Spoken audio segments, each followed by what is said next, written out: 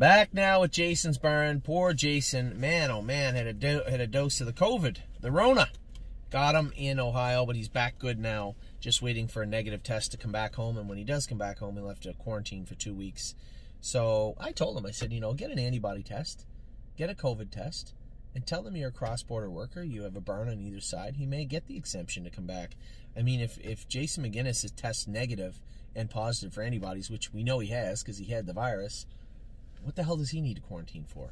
So he may need some time to catch up anyway, the poor bugger. I know it knocked the crap out of him, that virus, but, you know, good for him. I'm glad he's back healthier now, and can't wait to have him start the barn up here in Ontario. In his barn right now, Cambridge Star. That horse will likely be moving to Kevin's tomorrow morning, I believe. I don't know if he's the extra horse or not. He may or may not be moving down there.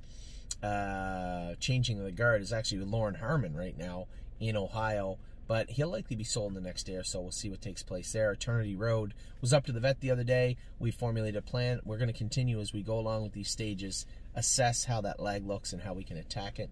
And that's what we're doing with Eternity Road right now. Girls with Swirls is training down. Popped a little splint left front the other day. That'll have to be crowd, but by all accounts, she's training down real good. GW Chrome is turned out right now. What else do we got?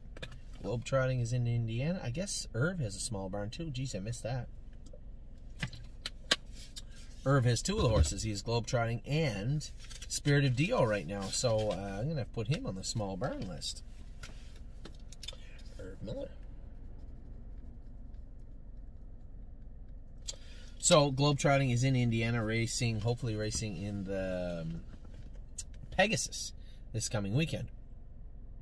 I'm a Lovely Lady has turned out. She just for a filly that really, and I don't mean this the wrong way, only made $41,000. Always drew bad, always drew the toughest division. Raced her heart out all year.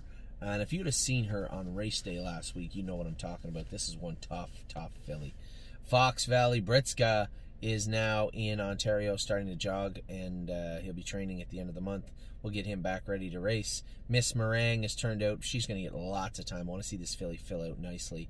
So she was turned out. She'll be out for, I'm going to give her the full 3 months. So she'll be back on the 3-month marker. Mama Knows Best going to get a full 2 months. She deserves that. Raced great in the final, you know, for the consolation in Ohio. My Jazz, goes without saying, she had a great year. She's going to be out for a while. Well and Down is also out for a while.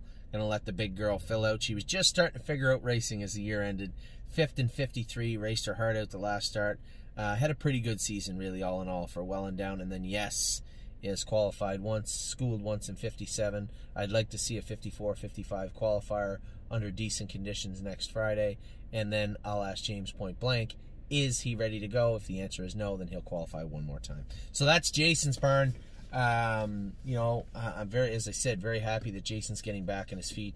Pretty hard week for him, week and a half for him, throwing up and sick with the coronavirus, but I'm glad that he's healthy now. So I'll see him when he gets back, and that will be soon.